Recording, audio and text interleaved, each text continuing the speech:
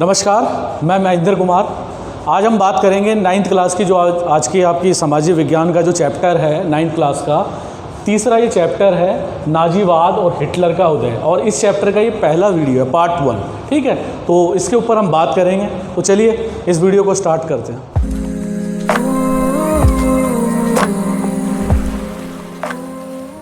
देखिए, सबसे पहले जो मैंने ब्लैक बोर्ड पे लिखी है मित्र राष्ट्र और जर्मन संसद और फर्स्ट वर्ल्ड वॉर और वर्साई की संधि, इन चारों के बारे में मैं बात करूंगा। सबसे पहले मैं आपको एक छोटी सी भूमिका बना के बता रहा हूं कि नाजीवाद और हिटलर के उदय से पहले पूरे यूरोप में क्या माहौल था। ठीक है, तो औद्योगिकरण के प्रभाव के कारण जो औद्योगिक क्रांति आई 17वीं से 18वीं शताब्दी में, उसके बहुत सारे प्रभाव भी हुए। उन प्रभाव में पूरा यूरोप जो है उपनिवेशवाद और साम्राज्यवाद की लहर की ओर आगे बढ़ने लगा। उसका फैलाव इतना ज़्यादा हो गया कि एक दूसरे के क्षेत्रों पर कब्जा करने लगे ये देश, और देखते देखते इन देशों ने एक दूसरे के कब्जे के साथ अपने आप को भी स्ट्रॉन्ग किया, अपने देश को ताकतवर बनाया। और ताकतवर बनाने की भूमिका भी इस संदर्भ में थी कि वो दूसरे देशों को कमज़ोर साबित करे और दूसरे देशों के क्षेत्रों पर अधिकार करे।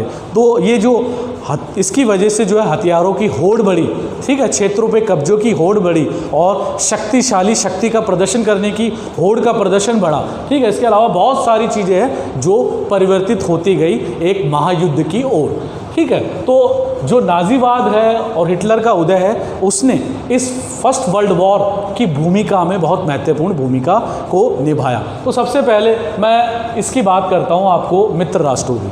देखिए, जो 19वीं शताब्दी का अंत था और 20वीं शताब्दी का आरंभ था, उस दौरान हमने देखा कि जो 20वीं शताब्दी के दूसरे दशक में 1914 से लेकर 1918 के बीच में हमें पहली बार जो है फर्स्ट वर्ल्ड वॉर दिखती है। प्रथम विश्व युद्ध हुआ।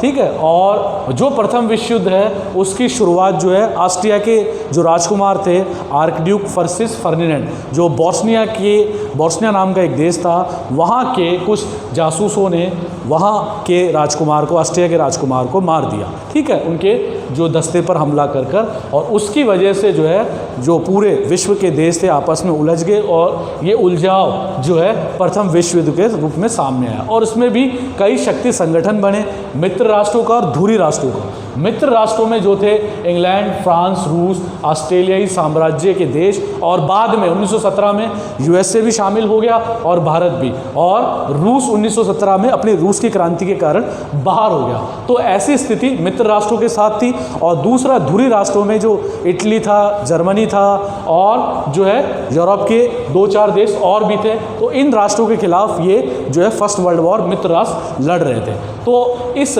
शक्ति प्रदर्शन में प्रथम वर्ल्ड वॉर में जो है मित्र राष्ट्रों की जीत होती है, और इस जीत के साथ जो है जर्मनी के ऊपर जो है एक संधि को लाद दिया जाता है, जो संधि जो है युद्ध की क्षतिपूर्ति के रूप में जानी गई, जिसको हम वर्साई की संधि के रूप में जानते हैं, जो 1919 में हुई। ये मित्र राष्ट्रों ने जर्मनी के साथ की।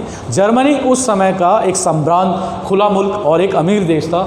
उस देश, ताकतवर देश का जो है वर्साई की संधि के कारण टुकड़े कर दिया गया, यानी उसको 2 भागों में बांट दिया गया। उसके कई जो कोयले की खदानें थी उसका वितरण अपने हाथ में ले लिया जो मित्र राष्ट्र थे। ठीक है, फ्रांस को बहुत फ़ायदा हुआ, और कई ऐसे जर्मनी के अंदरूनी भाग थे जिन पर एक निर्धारित मात्रा में टैक्स जर्मनी को अब चुकाना होगा युद्ध की क्षतिपूर्ति के रूप में। यानी जर्मनी के ऊपर ये जो संधि थी, वर्साई की संधि, एक जो है बेइज्जती के रूप में ला दी गई। और इस बेइज्जती का जो चिन्ह था वो जर्मनी के चेहरे पर साफ दिखाई देता था। इसी जर्मनी के दाग को मिटाने के लिए हिटलर नाम का जो व्यक्ति था वो सामने आया।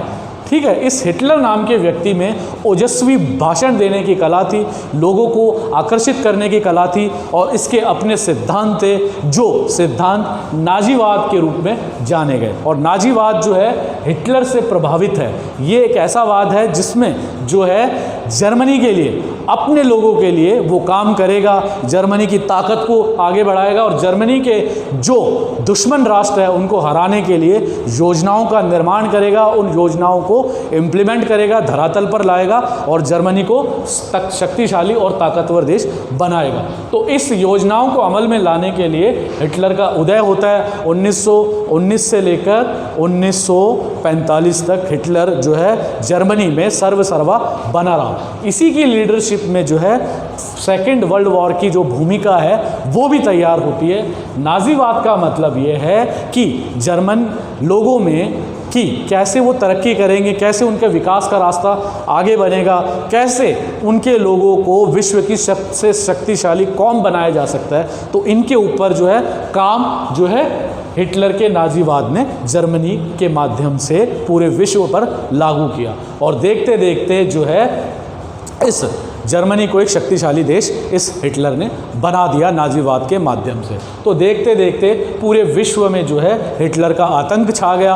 हिटलर एक शक्तिशाली जर्मनी के मुल्क के रूप में सामने आया। उसने अपने इस नाजीवाद एक थॉट, इस सिद्धांत के माध्यम से अपना नाम बनाया, अपनी जगह बनाई, पूरे विश्व के देशों को आतंकित किया और सेकेंड वर्ल्ड वॉर के रूप में हिटलर का जो ये नाजीवाद है और इटली का फांसीवाद, जो मुसोलिनी के नेतृत्व में भी हुआ, इन दोनों की लीडरशिप में जो है एक सेकेंड वर्ल्ड वॉर की भूमिका भी तैयार हो गई। हथियारों की होड़ बढ़ी, उपनिवेशीकरण की होड़ बढ़ी, साम्राज्यवाद बढ़ा, ठीक है, लोग त्रस्त हुए, आर्थिक मंदी आई, यानी बहुत सारे ऐसे कारण थे जिसकी वजह से ये सारी परिस्थितियां घटने लगी और इस परिस्थिति को सेकेंड वर्ल्ड वॉर तक लेके गए नाजीवाद, फांसीवाद और हिटलर का उदय। ठीक है, इस वीडियो में मैंने आपको ये बातें बताने की कोशिश की है। अगले वीडियो में हम इसके ऊपर और विस्तार से चर्चा करेंगे। चलिए आज के लिए इस वीडियो में इतना ही। Thank you.